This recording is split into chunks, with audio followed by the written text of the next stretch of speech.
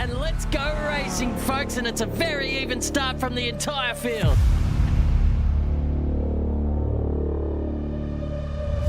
There's a freight train forming behind him right now. He will be as nervous as a cat in a room full of rocking chairs. I can give you the hot tip.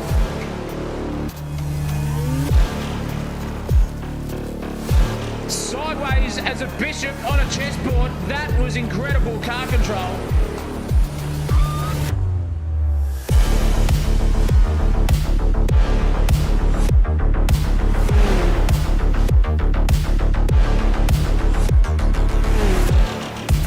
Going for a bit of an ambitious dive now, and oh, there's contact!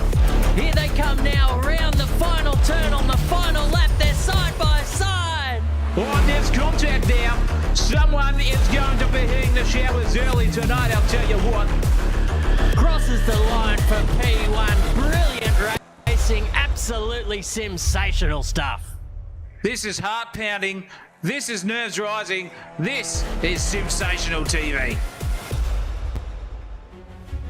Ladies and gentlemen, strap yourselves in and turn your eyes toward the towering slopes of Mount Panorama, rising above Bathurst like a monument to speed itself, because tonight the mountain calls once more. This is no ordinary circuit. This is a ribbon of asphalt carved into a mountain. There's humble champions, forged legends, and written some of the fiercest chapters in racing history. From the brutal climb up Mountain Straight to the breathtaking plunge beyond Skyline, every metre of this circuit demands bravery, precision, and commitment. The wall stand, watch, only inches away. The road twists and falls like a roller coaster carved through the bush, and every driver who dares attack it knows the same truth. And at Bathurst, you don't master the mountain, you survive it. Up over the crest they rise, hearts pounding, before the circuit drops away beneath them, into the wild descent through the S's and the fearsome plunge of the Dipper. And then comes the moment that every driver lives for. They run onto Conrod Straight, engine screaming, throttle buried, cars tearing through the valley like thunder unleashed. But tonight, the mountain hosts something special. The season finale, where everything comes down to one final showdown. The nimble Ozicars, machines with their league underneath that beautiful razor-sharp Skip Barber Formula car, will climb the mountain together, light, fast and fearless. So strap yourselves in, ladies and gentlemen. Every corner's a test, every lap's a gamble, every driver is chasing one thing, that immortality on the mountain, and you're watching it unfold live on your home of sim racing broadcasting, Sensational TV.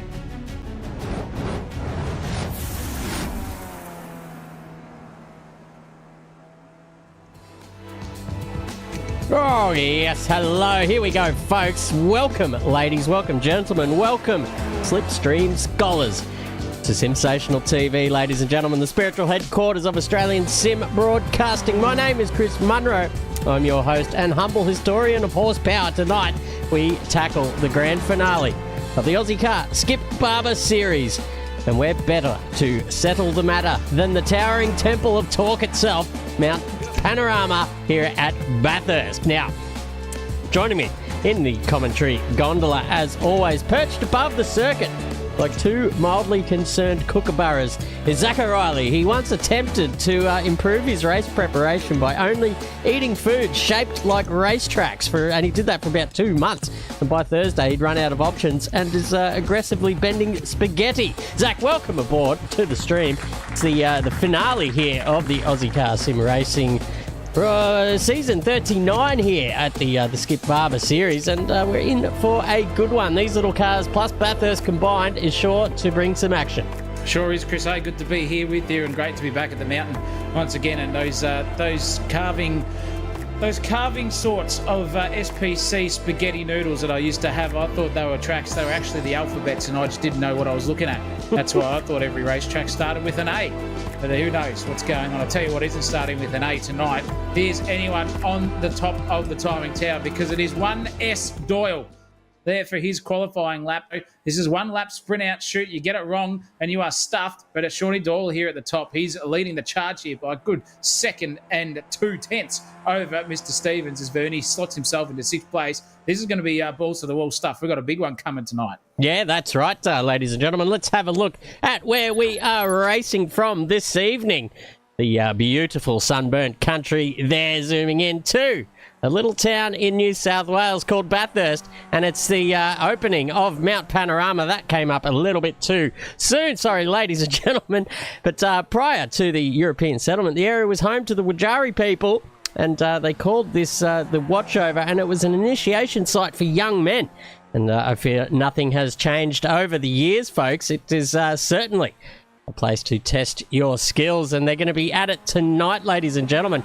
And we do have to give a shout out, and some sad news during the week was the passing of Lenny Donnelly, ladies and gentlemen. That is Max Donnelly's father.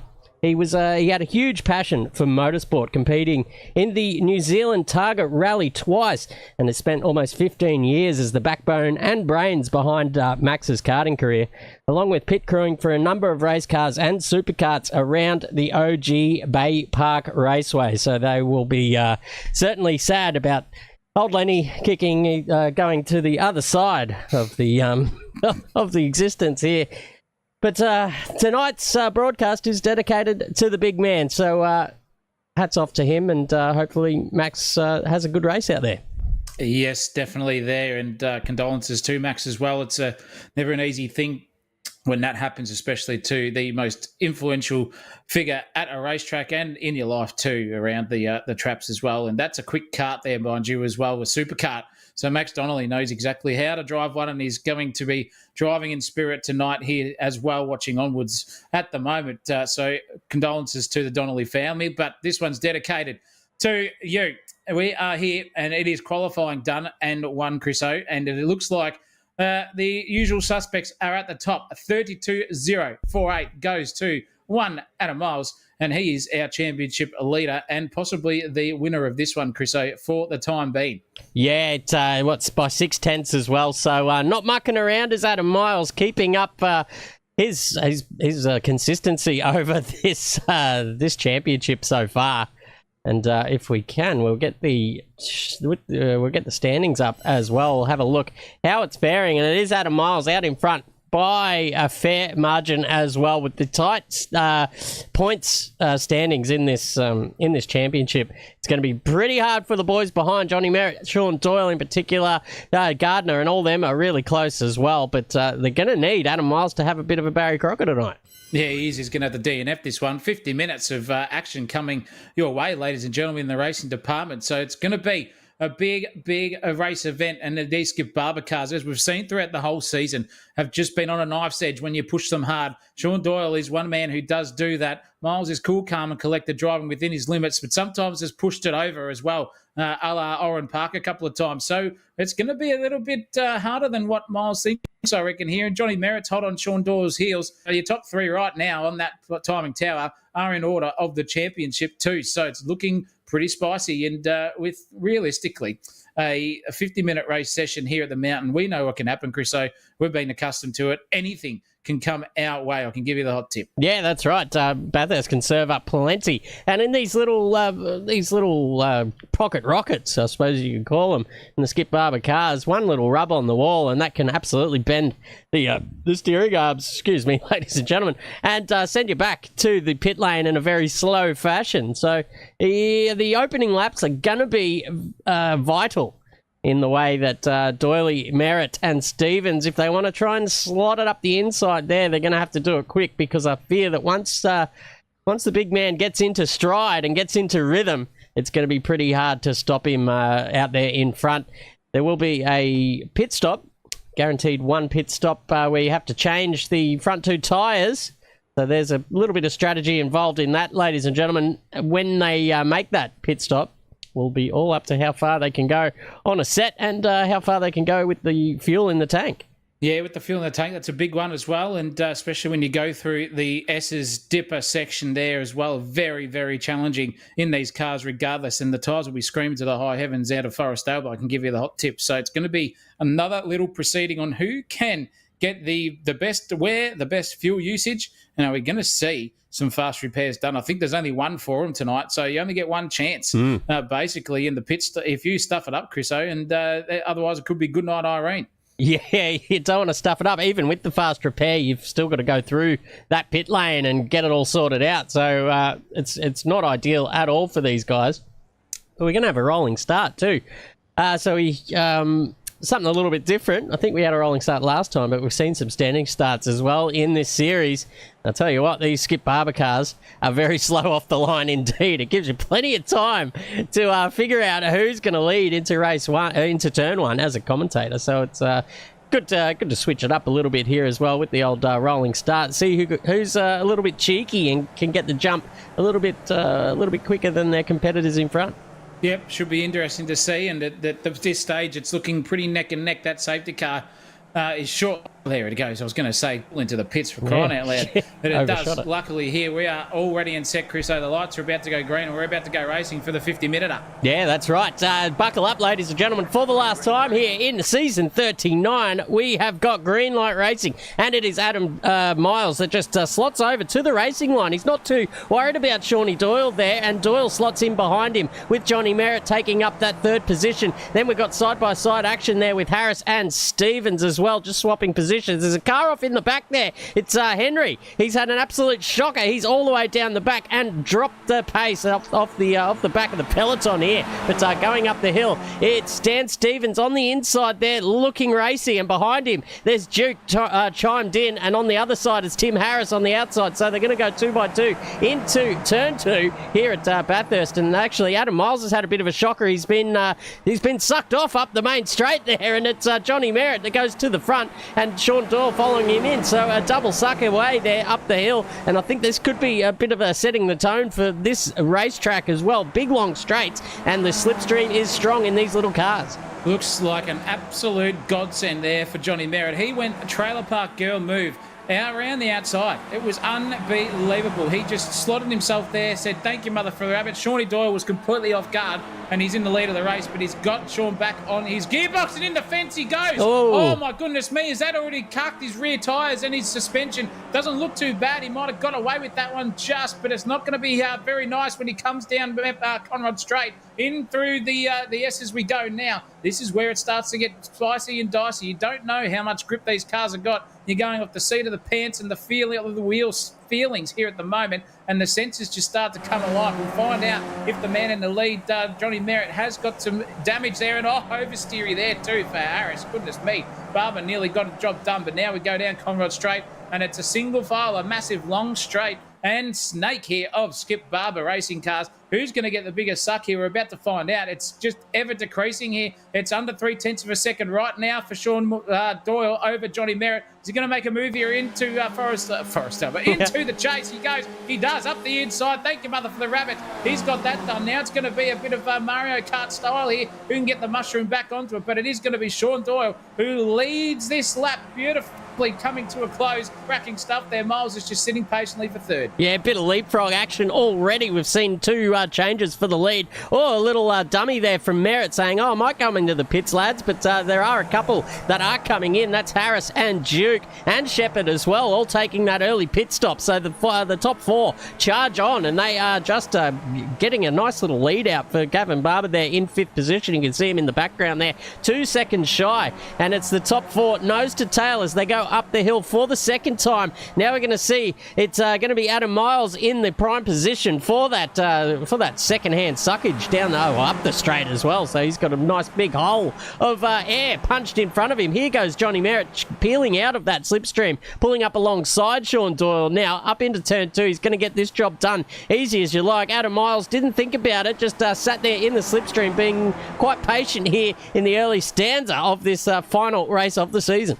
Oh, look at this, though. This is good. This is cracking stuff from Johnny Merritt. Just goes for it again, gets the job done, and it's leapfrogging once again. They'll just keep doing this lap after lap if they stick on each other's gearbox. Into the cutting we go, out the other side, up the mountain, climbing. Those clouds are looking a little bit imminent there as well, too, so watch out. We could have some weather changing coming our way, but it's Sean Doyle now who's just slotted in behind. You wouldn't believe it, ladies and gentlemen. They're not just on half throttle here. They're full pedal. They are literally just fanging these little skip barbers around here, and whoever can get the best run is who will be leading this race. And it looks like at the moment still for Johnny Merritt, he's got that course over Sean Doyle, but look at the confidence there from Sean, just noses his way in. Beautiful stuff. Skyline's approaching. Down we go. Look at them just get dancy and sliding through this section. Use more curb, less curb, you name it. Point the car in, get the thing balanced, do whatever you please there. And it looks like that Johnny Merritt just had a beautiful part of slip angle there. Slipped it down and said, yep, I'm going to gap you here now for Sean Doyle. It's 5/10 of a second. Out of Forest Obo we come now. If it's over 6/10 of a second, it's not. I was going to say it could have just been out of the suck range, but it's going to be ever decreasing. Watch out for Miles in the background and Stevens. They're all going to be closing in on Sean Doyle here too. So this could be threat for Doyle, could be threat for Merritt, and it's all monkey see, monkey do stuff. And he's broken the toe as Johnny Merritt. Shawnee Doyle is just flying away. Look at that thing just come at him, even though he's not in the slipstream. Through the chase we go. Lovely stuff, just following it now through the right-hand kick. Oh, Shawnee Doyle, goodness gracious me, give us a heart attack in the commentary box. Lovely, and he's just going to skip onwards again. Miles has run, no, that was Merritt, just ran wide. And Miles is coming at them both here because he's got Stevens hot on his collar, Chriso. Yeah, it looks like Merritt is going to pull it into the pits now this time. And it will be the top three of Doyle, Miles and Stevens just holding strong and going a little bit longer than they would have otherwise. But with 50 minutes on the clock, I don't know if you want to stop too early. You want to make the best use of those tyres and then maybe come in halfway and change them and get a little bit more grip on the front end.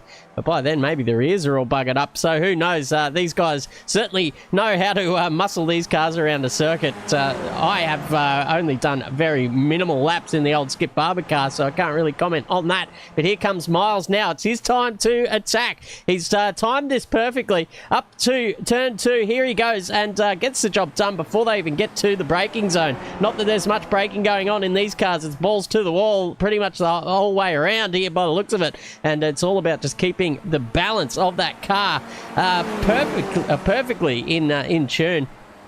Keeping those tyres working throughout the entire lap. But now Adam Miles has hit the front, and this is what his competitors were afraid of. I think now that he can get the head down, get into the rhythm, he'll be looking to get a nice little gap on Sean Doyle across the top of the mountain here. And if he can eke that out, as Zach said, about 6/10 or more by the time you get to Forest's Elbow, you might be able just to sit a little bit in front of that slipstream range and hold off any attacks down into the chase. Yeah, it's going to be interesting to see what he can do, Chriso. And if that is the case right now, with 1.5 tenths of a second splitting them two, it's going to be Shawnee Doyle back in front by the time we get to the end of Conrod. But the confidence there and then flickage there of Miles, just commitment through that section down the hill is unbelievable. Look at him, just closer to everything, sliding the arse end of that car out every which way, and it's just helping him. He's able to get the car rotated and get on the power earlier and out the other side, and there you go. It was 1.5 at Skyline. Now it's 6/10, so he's basically tripled his gap over Doyle. This is a cracking little battle here, though, as well, because we've got Harris on the arse end of Juco Horse, and the big man is just sliding it in there, right through, all the way, which way he possibly can. Left, right, left, right. It's like he's got bloody milk McDonald's trays underneath the back of that rear wheel there. He's just drifting this thing around, cracking stuff, but here it is. Doyle is just closed up again. Goodness me, he's not going to go for the move here. Luckily, Miles will be none the wiser. Is he going to come into the pits? Is Sean Doyle going to come into the pits? Or is now Mr. Steve-O just go wacko and take P2 here off Shawnee Doyle? Yeah, it looks like all three of them choosing to stay out, go around one more time. Only 7 minutes into this lap, into this race. And thank you, Brad V, for the subscription, mate. Hope you are enjoying the show. You can see Adam Miles, just that acceleration, that run he got out of the chase was unbelievable. Just put 6/10 on Doyle like he was standing still there. So Doyle needs to get his tail feather moving here as well. He's got Dan Stevens right up his clacker too, giving him the old hurry up and saying, come on, mate, don't worry about me. Let's focus forward and try and stick into that range of suck that Adam Miles is providing. He says, you know what, I've had enough of it now. I'm pulling out and I'm going to have a good old crack at you up into turn 2. Yeah, he's absolutely going for it here, and he's gone Trailer Park Girl around the outside. Lovely stuff here at the moment, but this is racing, ladies and gentlemen, 101 here tonight. They're looking very, very spicy. That's really wide there from Big Steve-O, and now it's going to be Shawnee Doyle. He's just going to pull up alongside him and take a brave person to go through the cutting too wide, and he doesn't. He just optimises his line there and focus on the exit out the other side. Lovely, lovely stuff. Only 6/10, 7/10 of a second separate first and third. It's that close. 4 laps down, 8 minutes and 42 seconds done out of 50. That is a cracking opening stance there. A couple of people into the pits early. Now Harris here is looking at the back of Duke again. He hasn't been able to leapfrog him yet. He's just sat behind him and just biding his time here, basically, wanting to go for something and get his way up the mountain cleanly, hardly, and fair and square, ladies and gentlemen. That's exactly what he wants to do. So 10th place here, looking nice for Duco, but he's just lost a bit of time coming through the cutting. And it's now a little bit of an excursion, you would say, around that panorama, just on your own, trying to bridge that gap that you just lost out of it. And Doyle is still closing in again on Stevens. Miles has separated himself out in front. It's now 1.2 seconds between them. That's Sean Doyle's on board we're looking at now. He's close enough. This is 0.3 of a second. You watch it just ever decrease. Have a look at that thing. Just launch off the corner. This thing's a rocket ship in the straight line here for Sean Doyle. I hope the old slippage, less aero on these things, is not hurting his tyres, because he's putting on a show here early. Just straight up alongside the big Steve-O. Donskis underneath the Fuso overpass we go, and it's already a 10th bridged in the gappage department there for Sean Doyle. Once again into Forest, oh my God, the chase. I'm just losing it tonight. Out of the chase they go, in through the left to right section, and I'll tell you what, Sean Doyle is just doing what he does best and racing hard and racing pretty cleanly, Chris. Yeah, doing Donna Doyle in the chat, proud as well, cheering on the young man there as well. So get around him. The number 74 is on the move here as well, up to P2. Fair and square. There's a couple of guys in that battle as well. That Johnny Merritt, for one, who came into the pits early. So we're gonna see where these guys all fare out once they get around and have their first trip through the pit lane. These guys are going to be starting to work together here as well to try and tack onto the back of Adam Miles. They can do a bit of that cycling road racing style thing where you push the breeze for a lap, then let your mate who's been sitting in the slipstream and who's got fresh legs take over, and then they both leapfrog each other up a few positions here and there. So it looks like that's what's happening anyway, but whether they're coordinating that on their own or they're just having a good old crack trying to get into P2, we will never know.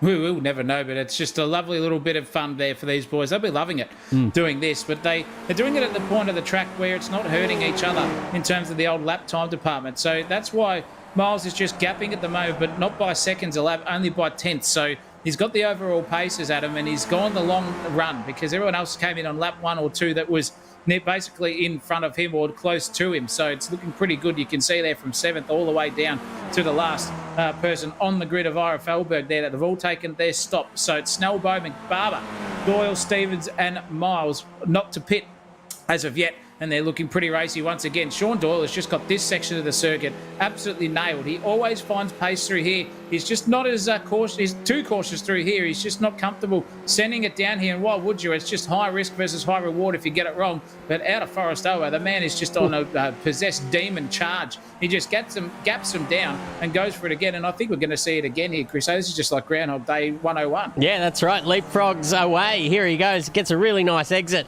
out of Forest's elbow. And he is close enough here. 2/10 is the gap. He will probably pull out of this slipstream any second now and probably have this overtake done before they get to the braking zone. But Stevens himself did have a pretty good exit, but the suck is strong here at Bathurst. Here he goes. Doyley around the inside, coming up to the next little kink, and he will have that position done and won. But all in the meantime, dropping time to Miles out in front. 2.4 seconds is the gap now. Stevens gets another little second helping of the suck, and they go side by side. This time the switchback is on for Doyle. Gets that run through as well. The apex just opened up for him like Moses parting the sea, and he goes back and claims P2 again. Stevens chucking the kitchen sink at him here at the moment as Doyle on the slide into the final turn of this beautiful circuit down there at Bathurst, Australia, New South Wales. And here he is. Stevens just filling the mirrors. He wants to have a crack into turn 1, he does. And you can see the bunda being kicked up in the foreground there from Adam Miles, using every part of the track and a little bit of the green stuff on the outside. Beautiful racing here.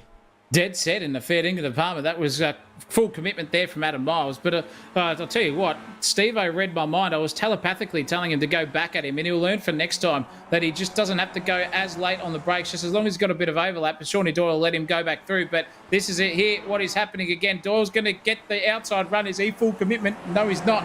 And there goes Stevens into P2 again, trading places here like Pokemon cards at Comic-Con. For Christ's sake, these guys are going nuts. And it's good to see how these boys are racing Loving every minute of it. And with these two playing checkers, it's a long game for Adam Miles. He doesn't care. He's hot lapping now. He's not worried about the guys behind. He's trying to get quick lap times in so he can ensure that this massive overcut, I'm assuming is pretty much about to happen here for him, gets played into full effect. Yeah, a couple of seconds quicker on that last lap around too for Adam Miles. So he stretched that gap out to 4 seconds in the blink of an eye while these guys are battling it out for the minor placings. And we all sort of knew it was coming. Milesy absolutely unstoppable in these cars. I'm not too sure. We'll have to ask him if he does any iRacing in any other category, or he's just got these Skip Barbers up his sleeve and has absolutely mastered the art of the little low-powered Formula machines. But we'll get him in for an interview after the race. That is if he wins the race, that is, or he gets into the top 3. But we'll get him in anyway because I think he will be taking the championship. Bar disaster.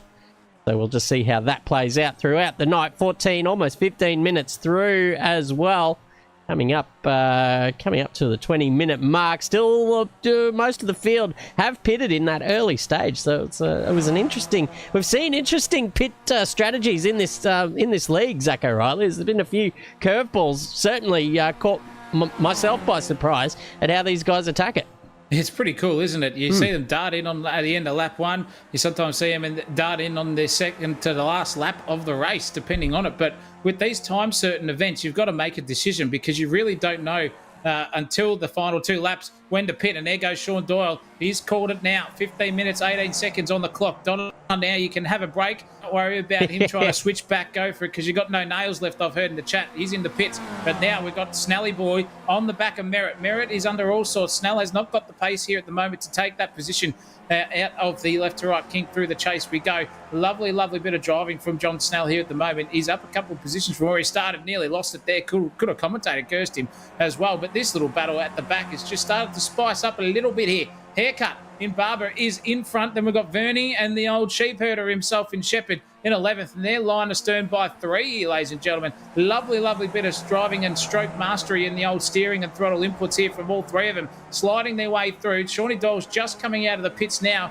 Will he get out before these guys come through and just lose all that momentum that he's got? I think he will. He's right onto the circuit now. So good timing there for Sean Doyle to not get caught up in this little tussle here. And he's up the road skipping away. And look at the run here that Vernie's got. He is really close here to Barber. But also Shepherd is also here as well too for the taking. So it could be a double suckage opportunity here for Shepherd. If he gets the gutso in, he might just slick it to the right-hand side here, go for the other one, or are they going to make it 3 wide, Chris? Oh, they could. There's a nice little gap there for him. Will he take the bait? No, he doesn't. Sits in behind Nathan Vernie as well and gets that job done there. Very nicely done indeed. But I don't think this battle's over yet because Vernie has got his hands full. Brody Shepherd, Barber there looking around the outside too. He's going to have to go half defensive, and he does, almost making contact with the inside wall there as well, pushing it to the nth degree. And on the exit, they will tow each other up the hill this time for the 7th time, ladies and gentlemen. And what is better than a little 3-way battle here at Bathurst on a Monday night? Doesn't get much better than this.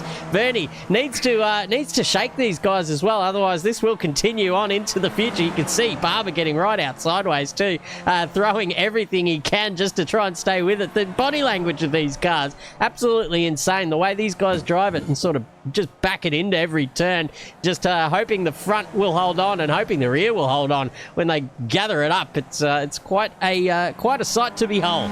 Yeah, it is indeed, and these guys absolutely know how to drive them.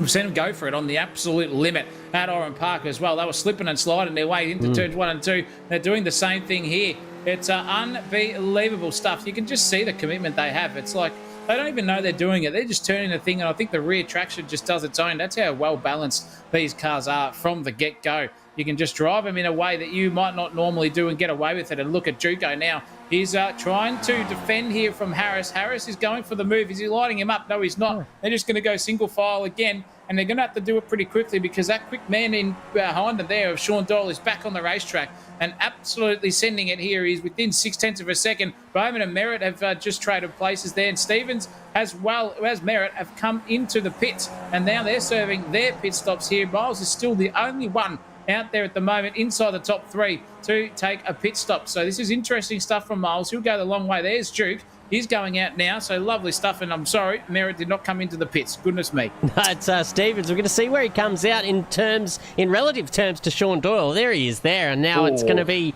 race on back to the status quo as it was before they came into the pit lane, and Stevens and Doyle battling it out. P2 and P3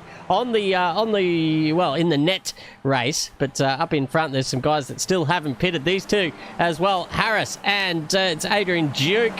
Harris now making the move. He's been very patient indeed, sitting behind Duke for a number of laps, just taking notes in his little black book about where he's going to get this job done. And now they're side by side here through the cutting. This could be dangerous stuff here, ladies and gentlemen. You want to be really keeping it steady. And Sean Doyle has joined the picture too. He goes looking around the outside. I don't know if there's enough room for him there. Has to slot in behind single file style. And now that is going to bring Dan Stevens up into the party as well. Geez, that was close to the wall there for Tim Harris, looking very dangerous with Duke behind. Sean Doyle very much in this party too, and it's a four-way battle for the ages here. Oh, look at them get sideways on the entry to McPhillipy. Absolutely brilliant stuff. I tell you what, you can chuck a cigarette paper between all four of them here at the moment. You can chuck Grandma's blanket over them as well. Absolutely close, tight-knit racing.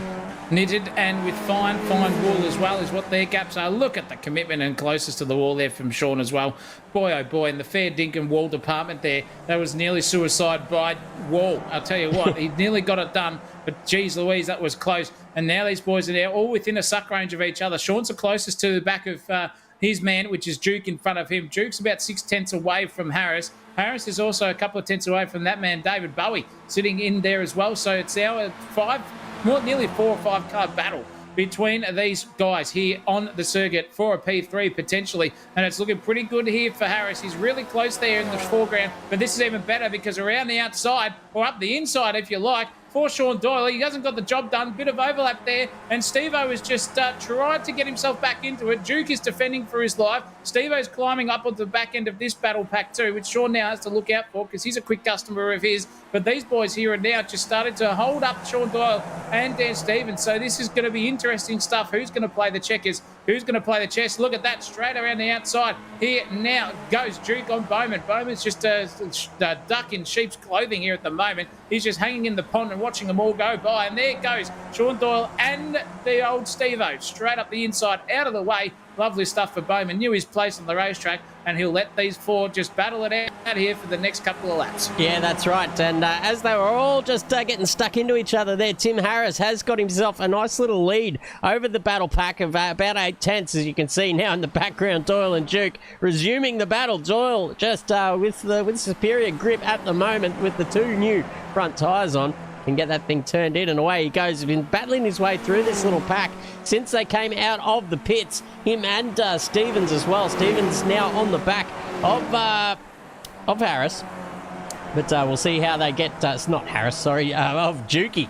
It is very similar liveries, those guys. Not really that similar, though, are they, Chris Munro? You absolute donkey. Anyway, old boy doesn't have his glasses on. We'll fix that up. Fix that up in post-production, can we? Or just mute some absolute rubbish out of my mouth. But anyway, down here, the Gavin Barber on the back of Vernie. This little battle was heating up earlier on, and it's back on again because the shepherd is on the back. He's got Little Bo Peep. He's lost his sheep, and now he's trying to find him with the 2 boys in front. He's got the pole out, and he's ready to go.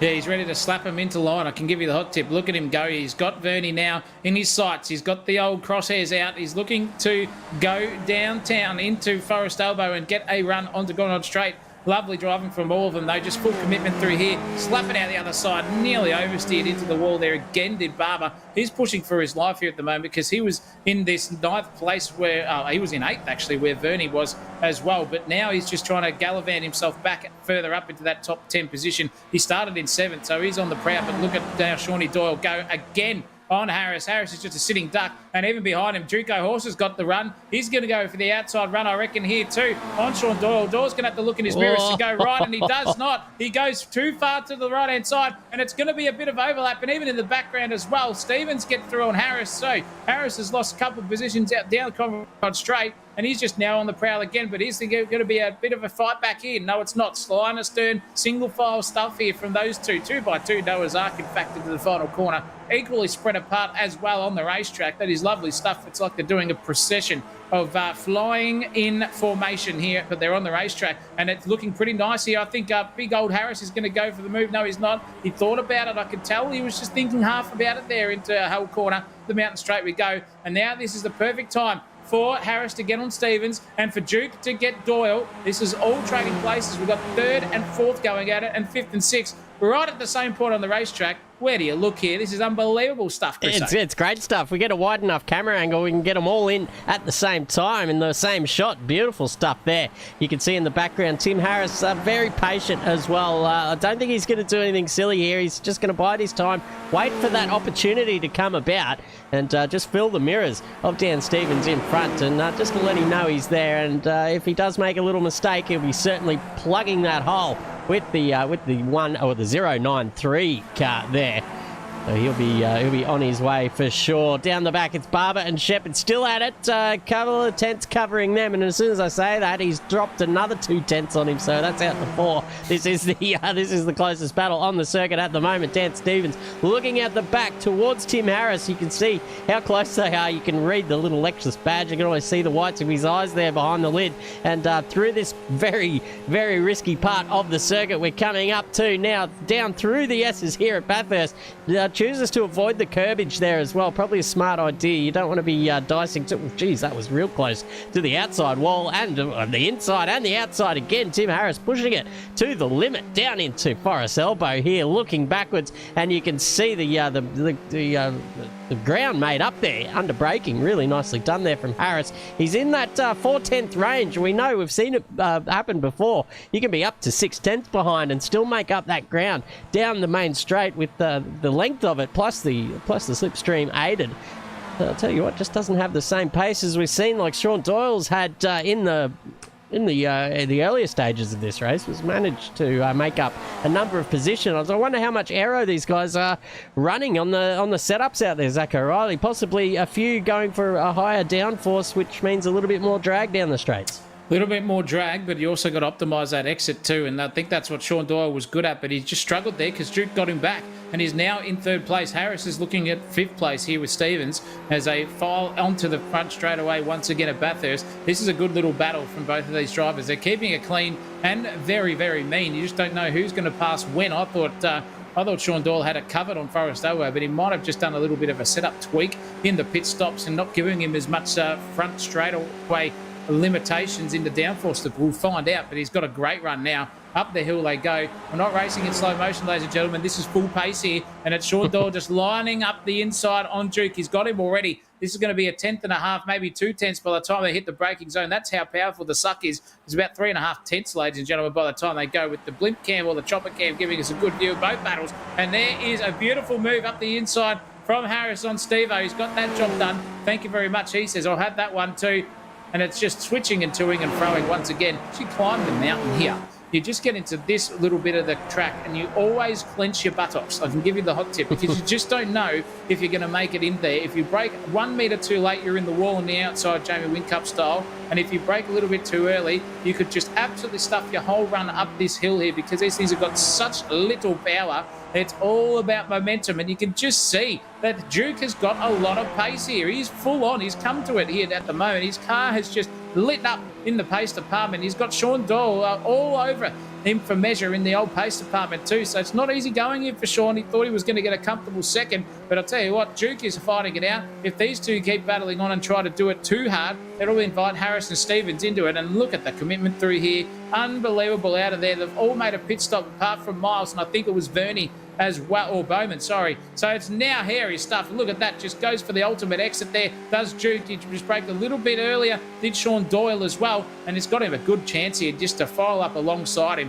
Now, if I was Sean Doyle here, I would just literally just let off the throttle just a micromillimetre, let him go past, get back in the slipstream again, and then try to go for the old reverse move down there with a bit of overlap on the inside. little bit of different things to do, because you start to get a little bit too predictable, and you've just got to show a little bit of some gutso out there, and it just spooks your opponent, Chris. What do you reckon? That's right. Yeah, you got to keep him guessing. So the old reverse cowboy, we like to call it here at Bathurst. Ladies and gentlemen, have a second dip at the cherry, if you know what I mean. Keep him guessing down there into the chase. Wasn't able to do it this time, but he's close enough, so he will get that second bite of the cherry going up the mountain this time. You can see differing lines there as well on the exit. It seems like a little bit of inertia oversteer for Dukey, but Sean Doyle keeping it on rails as well on the exit. That thing looks stable indeed. You can see an earlier later turn in for Duke. But that just hurts him on the exit there, as Sean Doyle's going to have him for breakfast going up the mountain this time. It's lap 12, ladies and gentlemen, and we've just passed half race distance as well. So we are in the closing stages of this race and this season here, 39th season here at Ozicar Sim Racing. And it's been an absolute privilege being able to call all the action here at Sensational TV, because the action's been aplenty in these cars. At dead set, it's just everywhere you look. There's battles. They keep each other involved with the amount of slipstream that is out there on offer. And we've visited a wonderful range of Australiana tracks this season as well. So a little bit closer to home for everyone. And I hope you're all enjoying the show so far. Yeah, I guarantee you they are out there, and it's been really, really fun, because these cars may be slow, but I'll tell you what, they're not on the old Richter scale department. They earthquake their way around every single track they go, because the stands, if people in real life, they've been jumping at the amount of action we've seen here, and it just keeps going on and on and on. This has been non-stop, ladies and gentlemen, 30 minutes into it. 20 to go here, so we're well and truly over halfway, and these boys here in 3rd, 4th, 5th and 6th have been putting on a show all day. And I'll tell you what, it's getting close there as well between Duke and Doyle, as well as Shepherd and Verney. They're not letting go of each other either. Over the top of Skyline they go. That's the gap between those two positions there as well, from 3rd to 4th to 7th to 8th. And geez Louise, that is full commitment there from Verney. That thing was, I don't know what it was doing. I don't know if the front was waving to the crowd or the back was, because that thing was just overlapping and switching itself in the balance department for unbelievable proportions. I don't know how he did it, but he got the job done. Nearly slapped the outside wall of the Forest Elbow, outside wall, Dick Johnson style. But it's again now a chance here for Sean Doyle to get back in that suck, mate, and just go for it up the inside. He has opted for the inside run. He'll just single file his way through there as well, and just be predictable as predictable. We'll go for something, boys. Let's show him how to do it. Oh, it's been great racing. Let's get some old checkers versus chess going out, and maybe throw a last-minute move where you think you're going to take the queen and you just nudge out a pawn and bloody cop the old side eye from your chess master sitting next to you. Yeah, that's right. Maybe thinking about the long game as well, because in that pit stop cycle, it was John Merritt who was the real winner out of all of this. He pitted on the first lap, and he's come out in P2, and by a good margin. It's 5.5 seconds up the road to him, with these two guys battling it out for the minor placings here at the moment. And Adrian Duke was pretty solidly up there in P2 with that little gaggle of battle cars that he was up against too before he came in for his pit stop. Came out at a pretty inopportune space on the racetrack too. Had a fair bit of traffic to deal with.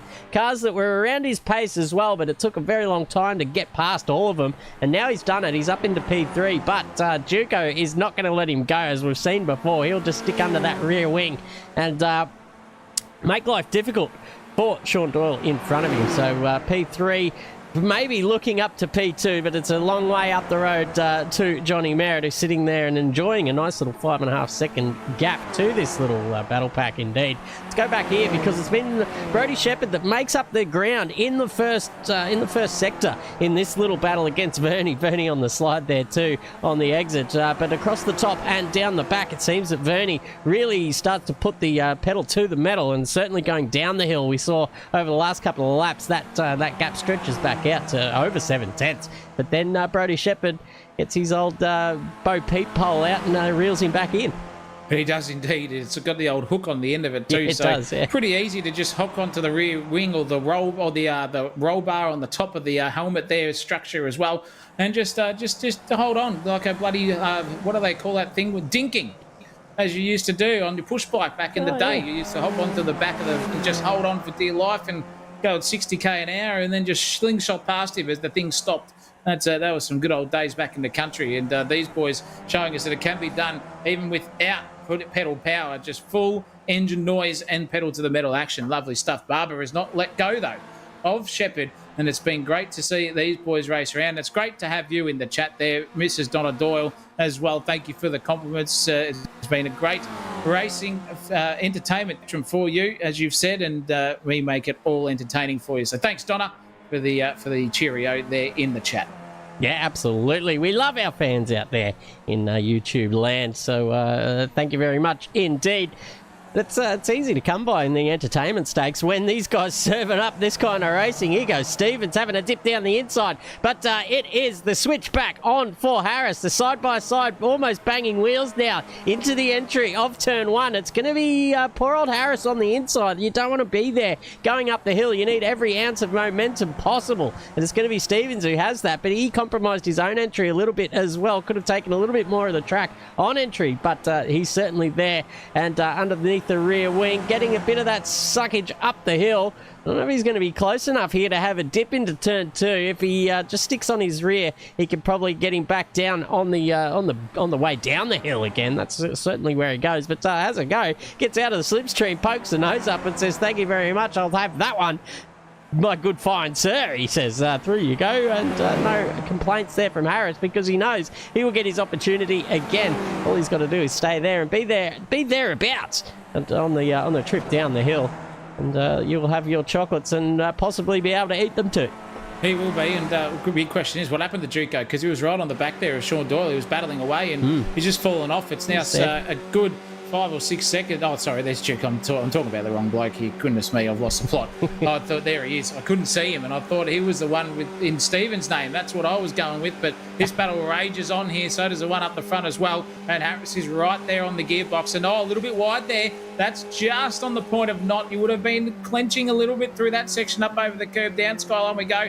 Into the S's, lovely bit of road we've got to navigate through here. They're both sending it hardcore style. I think Harris just goes for the old, I don't know, just goes for the little bit earlier braking through the second part of the S's and tries to square out the corner and straighten his exit, but he's just on the dance there a little bit, understeer and dancing and four-wheel sliding his way through Forest Elbow. That's hurt him on the exit, and it's going for it again, but he's still within that 3/10 of a second bracket here too, so we might have a chance just to get up the slipstream as well. Duke and Doyle still not close enough there, but this is closer. This is cracking stuff. Trying to break the toe is Dan Stevens, weaving left and right down Conrad. Now we're coming into the chase, a little to the right-hand side down the hill. No one needs to get in the slipstream here. It's just going to be Dan Stevens all alone on his own into the left-hander, and this is a good little tussle. Again, you'll think here that Harris is just going to reset the brain, get himself back into that rhythm and flow state that he was in, and climb all over the rear gearbox again of Steve-O. This is lovely stuff, and I'll tell you what, it's cracking to see these guys go racing, as it is for the Juco and Doyle battle as well up in front. And Shepherd and Verney are nearly about to come together here. No move on here. Verney just again touching the outside wall, four-wheel sliding, rear locking into the final corner onto the straight. It actually helped him there a little bit too. He gained about 1/10 and a half in that corner alone, but is it going to be close enough here for Shepherd? He's lining him up here in the hell corner. He's not going to be close enough here to do it, so it's going to be a battle up Mountain Straight once again. Who gets the better exit out of that corner, straight out of hell? And here we go. It's all like a bat out of hell. If you don't take my money, it's too early for that kind of meatloaf action. But up the hill we go for the 15th time, and Shepherd's been a lot closer than he has been in the past. He might even fancy himself for a dip up here into turn two. He does. Pulls out a slipstream nice and early. Lets Verney know that I'm coming, son, and gets that job done well before they even turn in. So here he goes now. But Verney, as we've seen, very fast in the third sector, so he'll be there just biding his time and possibly even maybe looking for a move into Forest Elbow. I'm going to call it, ladies and gentlemen. I'm going to take a little punt and get on the old Sensational Bet. It's the newest of the betting apps out there. I'm going to take betting. A free $20 bonus bet for Verney having a dip into Forest Elbow. We're paying about 8-1 there for the STV bookie stakes, so I'll take that every day of the week, but we'll see how we go. Well, we're about to find out. We've got about 30 seconds of racing here before he gets to Forest Ave. As they go over Skyline, he is close, and he's locked on iRacing style livery here at the moment. He definitely is. He's locked on to the centre of that gearbox here at the moment. That is commitment through there from Shepherd, just flying his way through. Vernie ever so close to that curb on the outside and the inside. He's not close enough here. So Chriso's lost $20 here tonight. Everyone else has got another 160 in their bank account. For that $20 bet. Thank you very much. 2 times 8 is 160. So thank you very much to that. And we are broke now here at Sensational TV. We're going to have to be getting some super chats. But Duke has got past Sean Doyle again. The battle rages on. Come on, Shawnee. Get in that suck. Go for the old switcheroo. He doesn't do it this time. He was close. He was half thinking about it there. And I tell you what, he spooked old Juco into that because he's a little bit tardy out of the final section of the chase. Shawnee Doyle's just close enough, 0.2 of a second. He'll be showing himself in the mirrors just a little bit, but not too much here. He's just going to single file his way through here. Hopefully that happens there on the hill corner as well to hamper his run up the hill for Duke because he was way too wide into the final corner there. And Shawnee's now within 0.2 of a second. It'll be under a 1/10 and a half by the time they hit the braking zone. And it's now going to be Doyle's time to get in that slipstream and just file his way back up Mountain Straight. Cracking stuff here. Again, a lot of checkers and chess playing here between these two. They've got to start timing it now because we're only within 11 minutes of the race finishing. And that's depending on where Miles goes across the line in that certain race that we've got here. And he's going for the move again. So he doesn't think about the old timing. He's just trying to get that third place again. Duke's going to have to settle for fourth. Will he just try to hang it fat around the outside? He thought about it. Not now. We'll just nose it in, get close to that inside curvage and just skip it out the other side. Up the hill he goes. Momentum is key. And it's looking pretty good here for Shepherd and Vernie because Vernie's just got past him again. So it's trading places here. That's drawing in the haircut in behind as well. Cracking stuff here, Chriso. It's dying stages here. 50 minutes is nearly done. Goodness me. Yeah, Gavin Barber just climbing into the chair there, ready for his haircut, and he's got the 2 clients in front, Vernie and Harris, just serving it up to him on a platter here at the moment. The more they battle, that's bringing him into it. But Shawnee Doyle and Duke covered by nothing here, going side by side across the top of the mountain. That's some ballsy stuff here, folks. They're going to have to, I'll tell you what, they try this stuff, they're going to need a wheelbarrow to carry the old testicular stuff away in the end of this race. But deciding not to do it this time. Probably a good choice. Wise idea, ladies and gentlemen. I tell you what, passing across the top of the mountain, as always, it's always been a dice with danger, a dice with death, possibly. And but they keep it straight and away they go. But as Zach was saying earlier, starting to think. And I've stopped thinking, apparently. Yeah, I might have just had a stroke, I think. Senior moment. Yeah, that's right.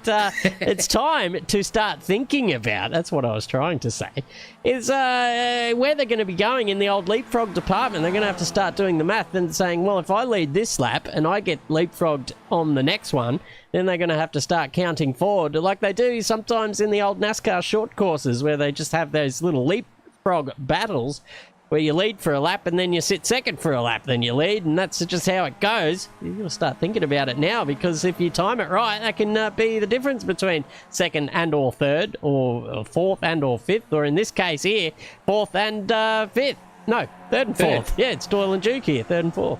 That's it, and a bit of inside anatomical knowledge coming through from Donna Doyle on the chat as well, saying that Sean's got the chestnuts to handle this, Chriso. There you go. So we've got some inside knowledge there that the old weight department is at the disadvantage of him, but on the straights, but it helps him through the corners. So biological downforce. Yeah, exactly. The old bio downforce, as we like to say. And I reckon that Juco is just thinking exactly what we were thinking. Just show the nose when you need to, get close enough, but don't try to seesaw his way through and see if that just gets Shawnee Doyle a little bit nervous. If you can just sit behind someone now and just keep applying the pressure and not make the move where it's needed, it's a very, very good psychological battle to ensure on your opponent who's sitting in front of you, because he'll be going, hang on, we've been trading places here for the last 35 and a half minutes here, basically, and you're not going for me.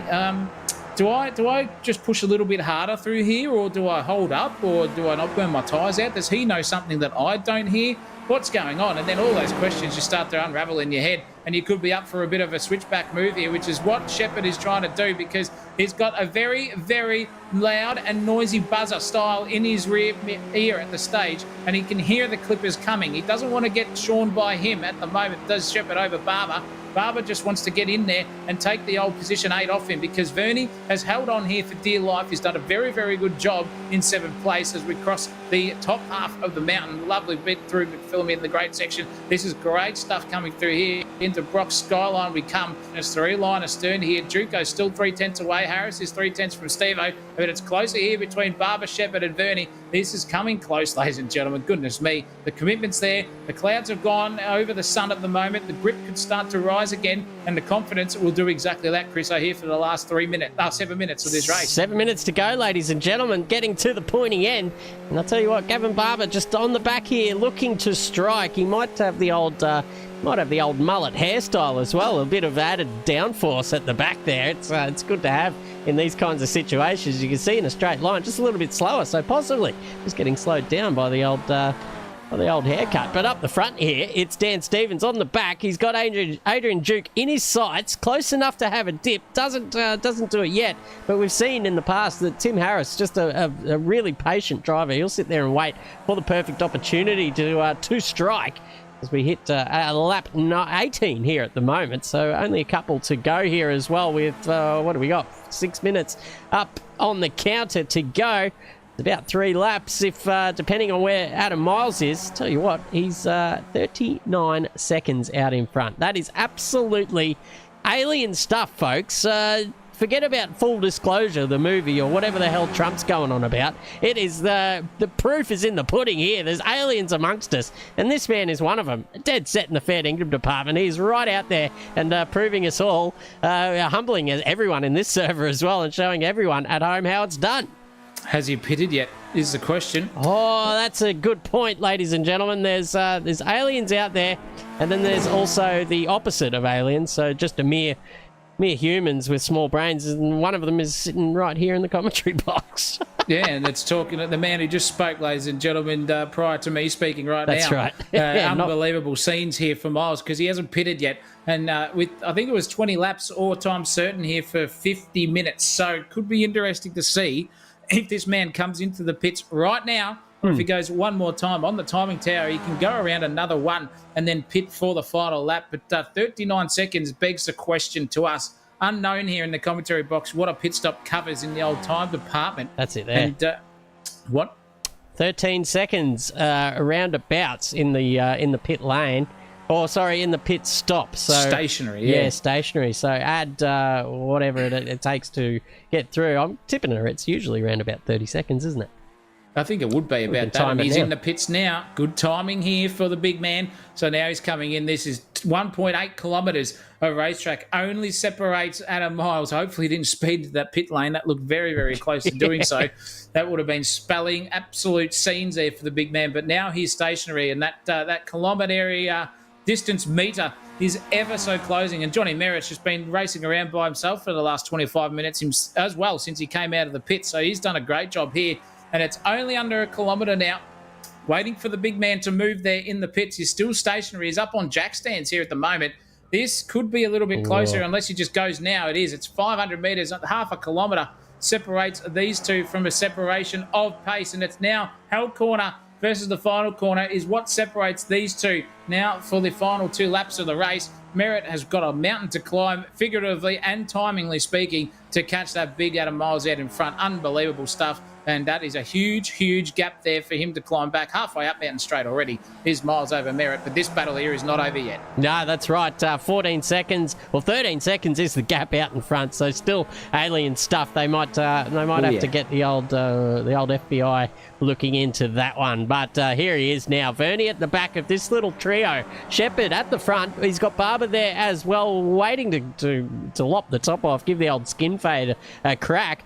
But Shepherd's going to try and hold him off going up the straight, because we're at the pointy end of this race. We're going to start to see some balls to the wall style defence. I've got a feeling here there won't be any of this courteous, oh, how do you do, sir? Up the inside you may go. Yes, sir. Thank you for coming. There'll be none of that. I've got a feeling they were going to be starting to throw the kitchen sink in the old attack department and defence there. Almost contact between Barber and Verney. There was certainly some kerfuffling going on between those two, and Shepherd just running away a little bit because of it. But I tell you what, That's Barber in the middle.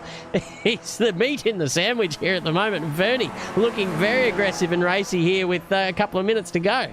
Unbelievable stuff. Vernie's gone from 7th now all the way down to 9th. He's lost 2 places there now, so it's all for Shepherd now, and he's still got the haircut behind him, hunting him down with the buzz cut scissors there as well. So looking for a very, very nice suckage down Conrod Straight. We will see if Vernie will not be happy. He will be angry at the moment that he let that all happen. He gave up 2 places, and now it's just going to be a bit of a suck train down here. You can see that Juco is not getting close enough to Doyle here, with probably the final lap coming our way very, very shortly indeed. So they're playing that long game here now, and who's going to show their cards first is the big question here. Vernie just doesn't care. He just wants to get that 8th place back at best here at the moment, and he's just going to have to do it the hard way. Gets it right in there up against the Falcon side concrete barrier and the outside one, and he's got a ripper run here. This is just sensational indeed. He's going to go straight around the outside. This is going to be very even in the pace though between the two, because it's so early to get out of the slipstream. So it's only just going to be increasing by hundreds here at the moment as they go past. Now it's going to be a reverse suckage here. This is what we want to see. Can Barber get back in the slipstream and go for a reverse move and the old switchback suckage style? No, he can't. He's too far back from an attacking move here at the moment. Lovely stuff as they go 3 into it. I'll tell you what, Shepherd's just hoping he can skip away from Vernie here at the moment. He's very angry, but Barber here back in 9th, and he's just going to be looking into the distance going, why didn't I make that move earlier or something here at the moment, because we're within 50 seconds of the race time to be gone. So I would say this is the final lap, Chriso, based on where Miles is on the circuit, and it's now or never for this pack, for Harris and Stevens, and also for Duke and Doyle. Goodness me. There, we could see some fireworks. It is the white flag is waving there from the marshal in the box. So it's Adam Miles absolutely out in front. We got Johnny Merritt in 2nd position, 7 seconds shy of this pair, or this, the trio of Doyle, Duke and Stevens, who are up there in 3rd, 5th, 4th and 5th. Now we got Tim Harris out there in no man's land, and this is the battle we're focusing on here, because it's Vernie going up the inside of Barber this time. And, Shepherd, and it is going to be Vernie retakes that 7th position. He's been up and down like a yo-yo here tonight as well, but now he's going to try and hang on for the rest of this lap. But I'll tell you what, Shepherd and Barber probably not going to let him get away with it too easily, because now it looks like Shepherd is, he just had a bit of a nightmare out of that one as well, letting Vernie get away just slightly.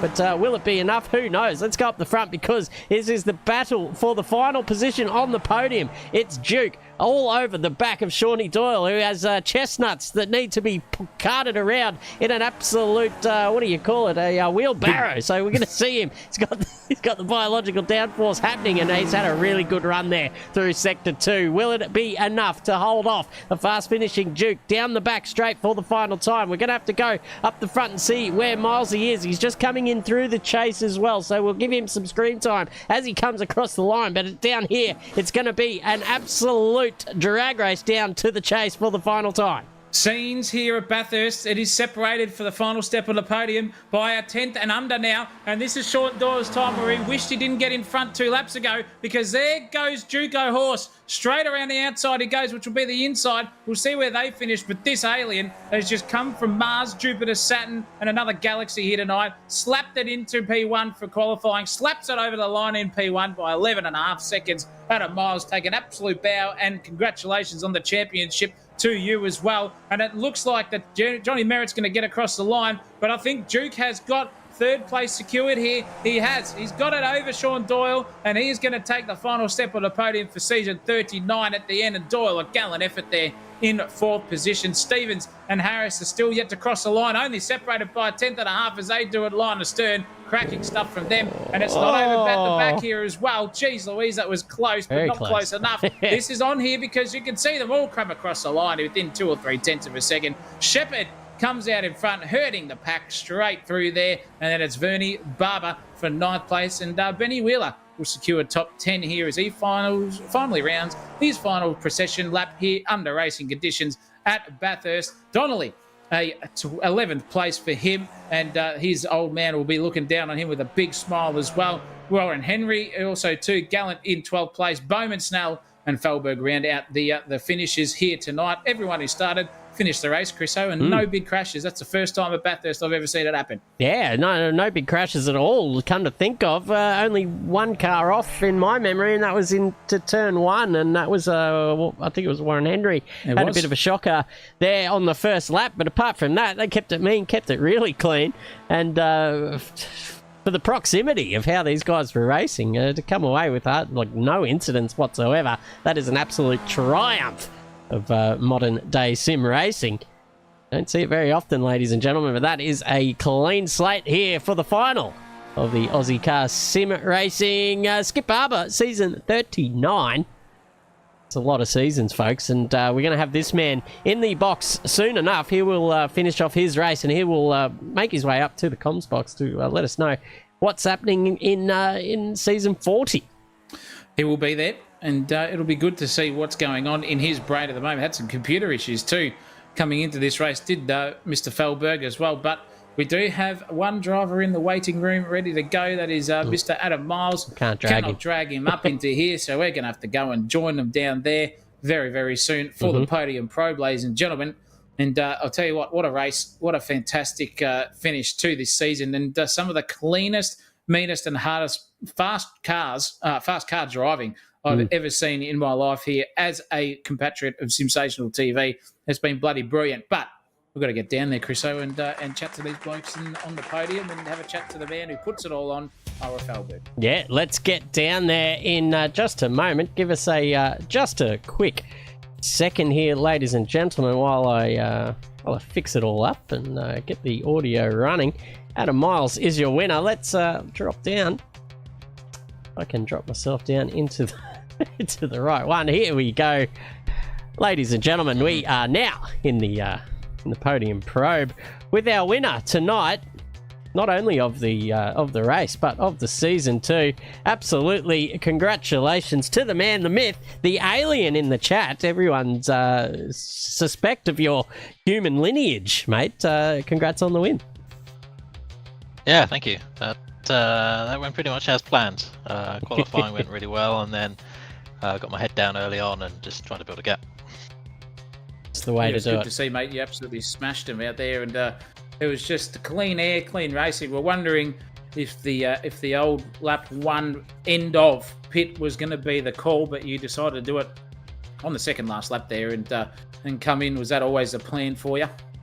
I was going to pit early. I can't remember if it was lap one or it might have been lap one. I was sort of happy to sit in third, see what Sean and Johnny Merritt did, and then John did this sort of feint into the pit, pulled, and I was like, I don't know if he's going in or not. So I always like to come into the pits sort of at full steam and not have someone in front of me. So he sort of put the stops on my plan to pit on lap one, and then he pitted, I think, on lap two.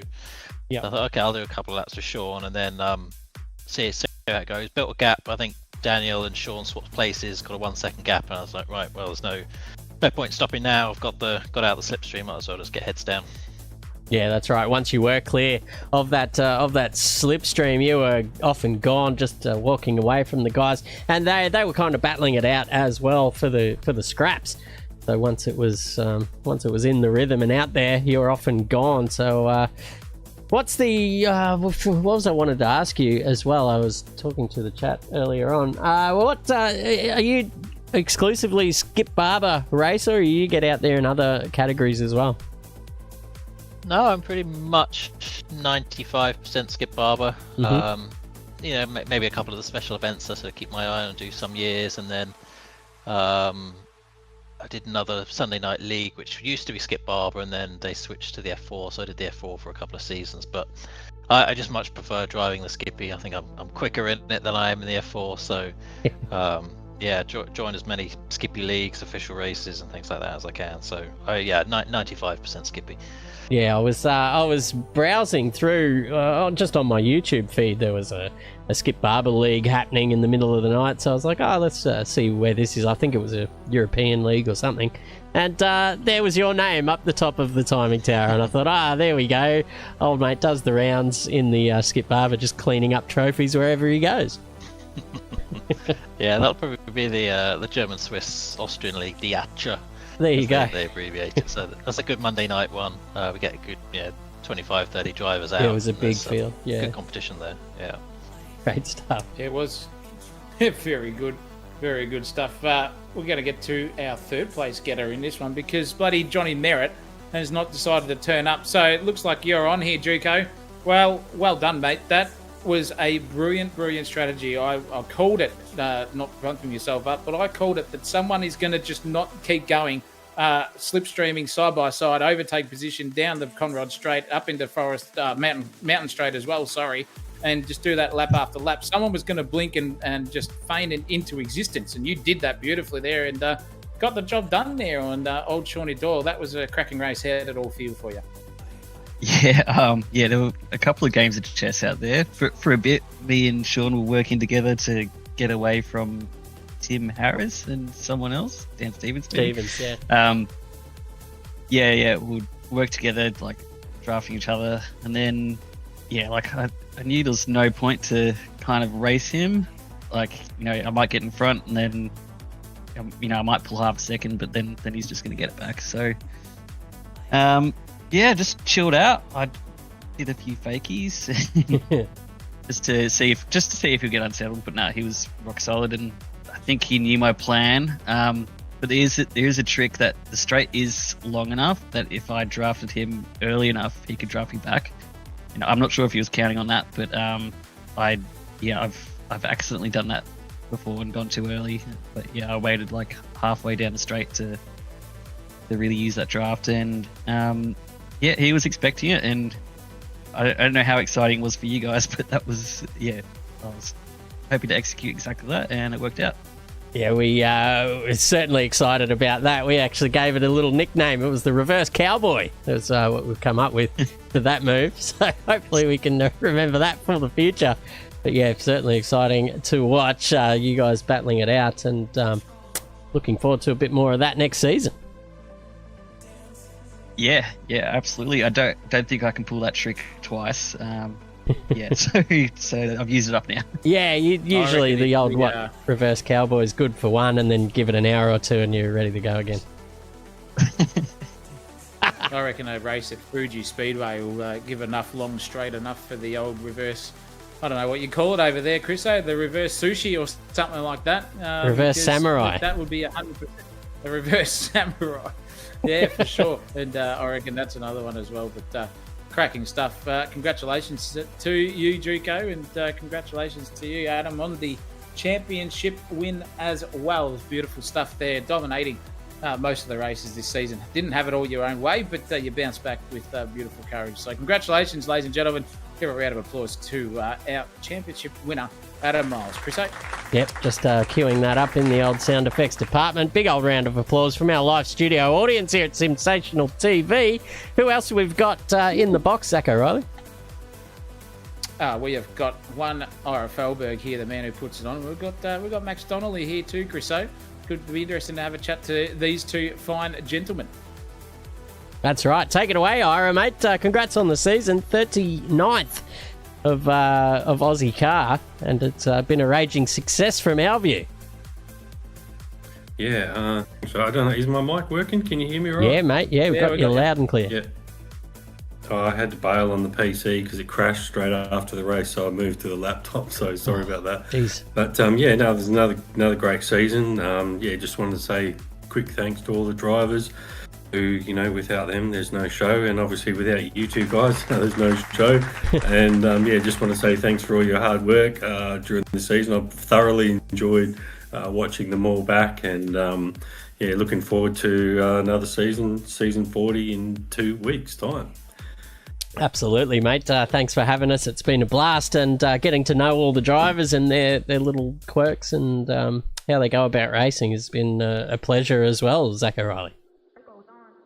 Has been, Chris, and it's a credit to the boys that are around there as well, Ira, that race in this league. They're very, very calm, cool, and collected at 90% of the time, and that just generates some good racing. Has it been the Felberg wrath put amongst these blokes that's calmed them down, or is it just you have to earn respect, and once you've earned it, you get it on track back in spades?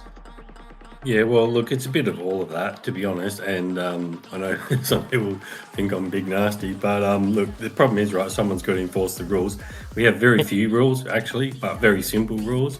And look, to be honest, it actually comes down more to the type of person your league attracts. And there's a few things you can do to, obviously, I call it, the dickhead factor. You keep the dickhead factor low.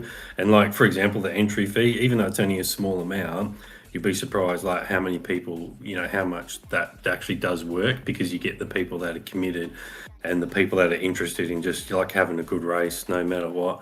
And then, there's a bit of respect that goes to it. A lot of these drivers have been together. We were down a few tonight. But yeah, like, most of the hardcore have been together for a fair while, and there's always a few coming and going. So the racing's always respectful, and yeah, it more comes down to the type of person you attract, really. Yeah, that's well explained there as well. Obviously, 40 seasons under your belt, you're no stranger to setting up a league and getting it all running smoothly as well. So wise words there for anyone out there thinking about starting a league. Hit up Ira Felberg for some tips. I'm sure he'll be able to impart some wisdom your way. But what was it? What was I going to say? It's absolutely lost me. I'm sorry about that. It'll come to me in a second. Zach, you got something? Track list for next season, and then I'll duck off because Max might want to say something. Yeah, absolutely. But yeah, I don't know if you've put that up yet. But yeah, sat down, had a bit of a long, hard think, because what I try to do is provide an experience as well that you can't get anywhere else. So a lot of those tracks, they're either free tracks or tracks that people have. And, less corners because, Adam, the more corners you have, the further he gets out ahead. So I thought, a few ovals where there's a bit of drafting, make it less technical, shorter tracks too. So it keeps the cars like closer together. And yeah, I'm actually really excited. We've done like a few oval races before. We've done a race at Dover. In actual fact, that was the closest ever like finish that we've had in a race. I think I finished less than 1/10 off the lead, and I was about 8th. So yeah, it was like a real cracking race. And they're always good. They're always a bit of fun in the skippies. So yeah, so I'm hoping that hopefully that'll attract a few more people. And we've got a good crowd now, but to be honest, I'd probably like another 5 or 10 cars would just be the icing on the cake. So yeah, if anyone's out there, anyone listening, or thinking about pulling the pin, if you like having a good fun race every fortnight, then yeah, this is the league for you. So yeah, next season will be a track list that like even Adam, I've got to try and challenge him too. So it's like I want to put some tracks in there that he doesn't normally do, that he doesn't get to see on the official calendar.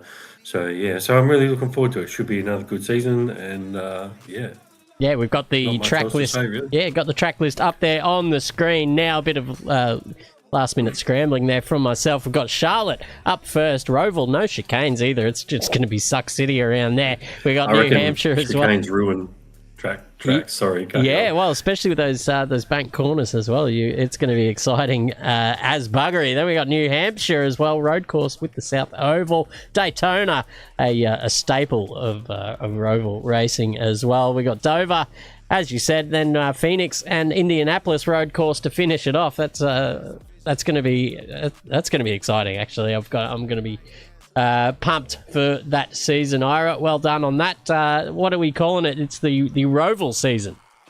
Rovals. Roval season. Rovals. Never been done before, and you probably never see it again. But we've raced some of those tracks before, and yeah, they're actually it's super fun. Yeah, a lot of leapfrogging action to come. Oh yeah, indeed. Right, thanks, guys. I'm going to bail. No worries. I was about to ask you a question, but you go, mate. Sorry. No, go. No. That's. I was just going to say with the Roval situation, and with a couple of more drivers hopefully signing up. We've got one in the chat actually as well here who's can't wait to join the season 40. So there's one more already to you. Are we looking at some rainage possibly coming on one of the ovals, spicing up a bit? You know what? I like the way you think, man. I was thinking about that the other day, and I was like, you know what? I got to do a bit more testing. But it's funny, right? Some cars you can't run in the rain on the oval because I think it's because of the ride height and stuff like that. Mm-hmm. Once you put wets on them, it changes it. But the Skippy, it's got the same tyre all the time. So yeah, I would say there'd be half a chance for sure. Stuff. Keep your eyes on the bomb radar drivers for next season. You might get a little late afternoon shower. Indeed. Yep, maybe. We'll see. Beautiful. All All right, right, guys, mate. I'm going to head to race control. Thank you. Thanks Yeah, again for yeah, you everything, run. guys. Legends. No Cheers. worries. Cheers, mate. Thank you, mate. Thank you very much, Mr. Max Donnelly. Good to have you around, mate. It's been a challenging week for you, and it's going to be a challenging month as well ahead. But good to see you out there racing tonight, mate. And I'm telling you, your dad would have been proud of that, keeping it out of the walls of Bathurst and all that sort of stuff. How are you? And are we going to see you back for season 40 as well? Yeah, good evening, gentlemen. Yeah, it's been a tough few days, obviously, with the father passing away on early morning Saturday. I only just realised, I think about mid-afternoon today, that I had the Ozicar racing on tonight, and I figured it was the final one, so I was like, oh, I've got time to do it. So I pretty much jumped in tonight, no practice, and I thought, oh, I'll just send it straight into qualifying, and managed to send it too hard into the final corner. Didn't get a lap time. Oh, no. But we just went into the race and just pulled fastest lap after fastest lap. So, yeah, it's not the greatest result I've had tonight. But hey, I can't complain. I'm just looking forward to the season standings as to where I end up. Yeah, that's right. That'll be, I think, Ira will have that posted pretty soon. I'm sure he's off busy getting all that sorted out now as well. But yeah, mate, well done on fronting up and having a crack regardless. It'll be good, just to take your mind off things for a couple of hours as well. Yeah, definitely. Yeah, I've been in several of Ira's leagues in Ozicar. Not just Skip Barber. I think I've done TCR, and I think there was another one as well I've done in the past. There's never a night where I've complained. It's always just been smooth racing. Everything gets sorted out if there are any problems. But yeah, I'll look into season 40, and yeah, just hope to enjoy some more racing.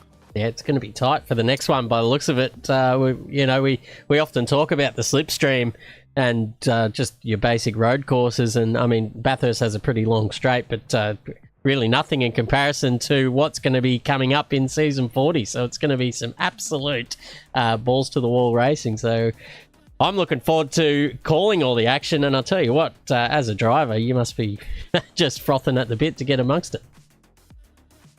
To be honest, looking at this calendar that you've posted on the live stream, I would love to see both the Dover Oval and possibly the Charlotte round both in full wet. Oh, yes. I think that would really roll the dice around. There you go. I think the Oval, because, yeah, it'll just be challenging with a lot of oversteering out of the corners. And I reckon Charlotte, because especially at night, I reckon we're just going to be half blind.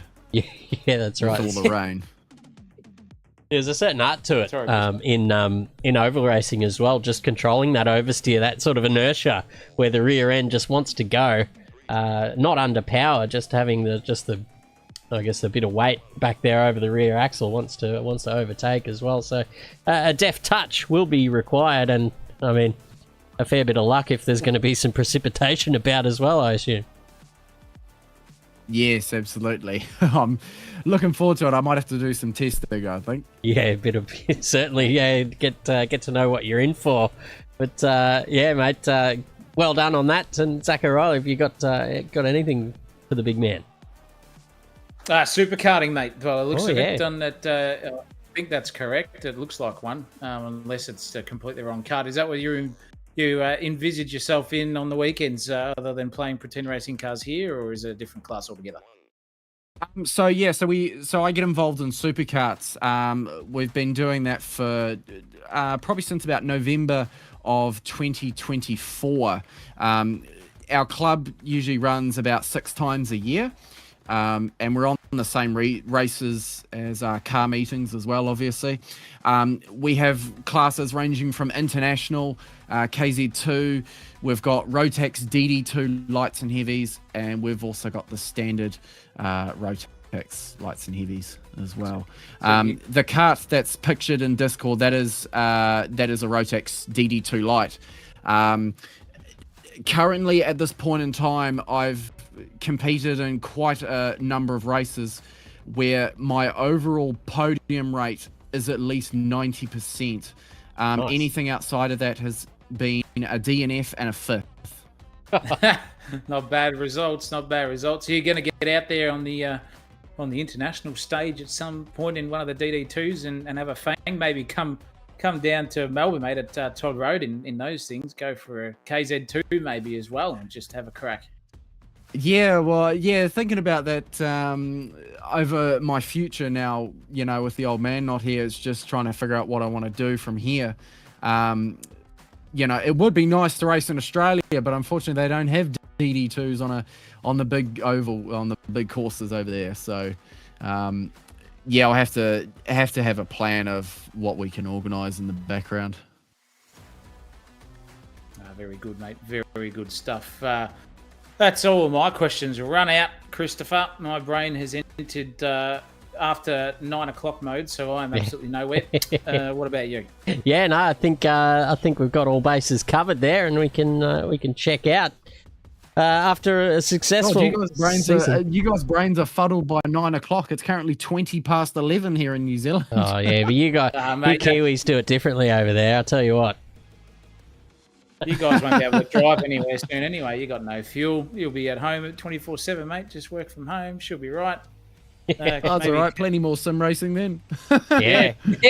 Yeah, that's right. Hopefully you got a bit of race fuel sitting in the garage there, just spare, so you can still go and enjoy a track or two, for sure. But Yes. Thanks, mate, for joining in, and condolences again from us here. We're thinking about you here at Sensational TV, and so is everyone else out there as well. And we wish you best of mental challenges, and to your family as well from here on out.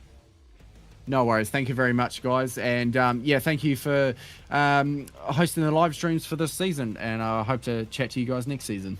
Yeah, absolutely. Well, mate, get yourself on the podium and we'll see you there. I can give you the hot tip. Thank you, Mr. Max. Thank you very much, there. guys. Catch you later. No worries, mate. That is us done and won, Chriso. And what a season. What a night of racing. No incidents of Bathurst into the wall. That's got to be a bloody record for sure. So Got to be. with that, we're going to record ourselves out of here.